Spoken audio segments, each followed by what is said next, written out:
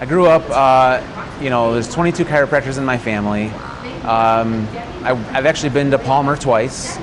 I went when I was 6 weeks old, and with my mom and dad, and then I went again when I was in my 20s to actually get my DC.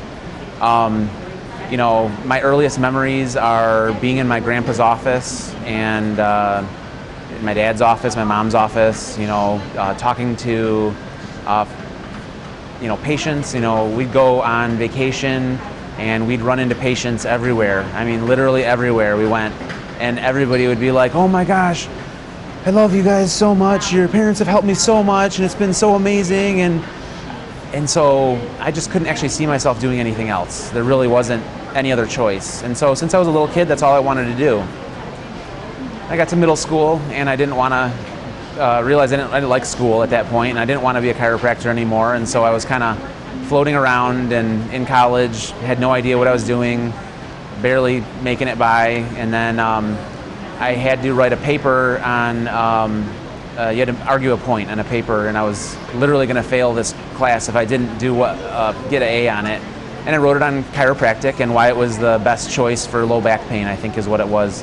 And I got an A+ on the paper, and everybody in the class was like, man, that was really good, and wow, I need to see a chiropractor. And through that process, I realized that I didn't want to do anything else. I finally had something that I always wanted to be a chiropractor, but at that point, that was like reinvigorating for it, and that was it. And I changed everything. I became a straight A student after that, and the rest is history.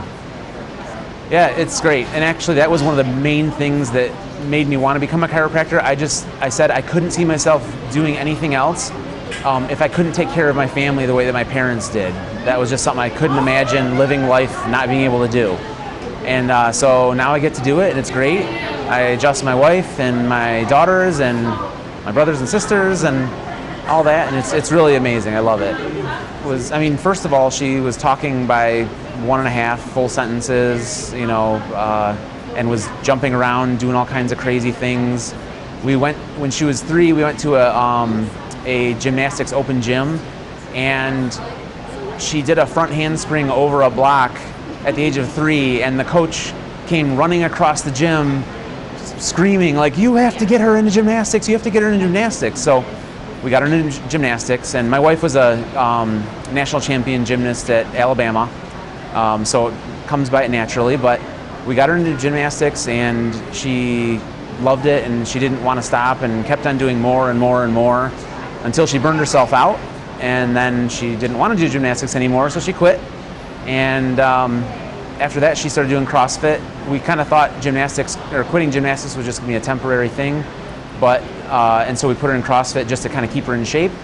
But she realized she didn't want to go back to gymnastics, and so she started doing CrossFit, and she's been doing that ever since. And then she started playing volleyball, and she danced a little bit, and now she does Ninja Warrior and rock climbing, and yeah.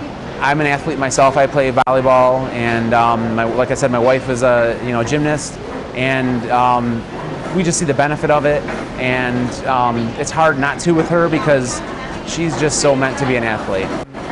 It would be a great profession for her.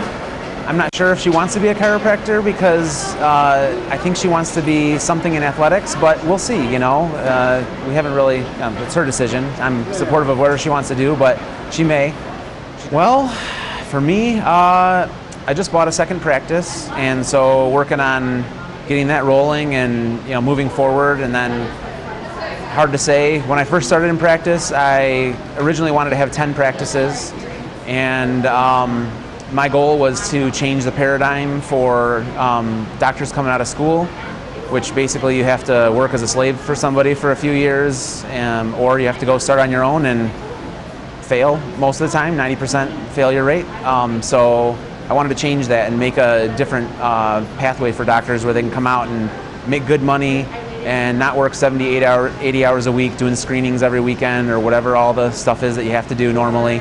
So they can have a normal life and have a good career, so that there's a real pathway for people to become associates for their entire career. In 10 years, I think the chiropractic profession has the potential to become more than mainstream. I really do. I think we're on the cusp of a complete revolution in the healthcare world. And if we play our cards right, we'll be at the leader of it. If we don't, we'll be just like we are now.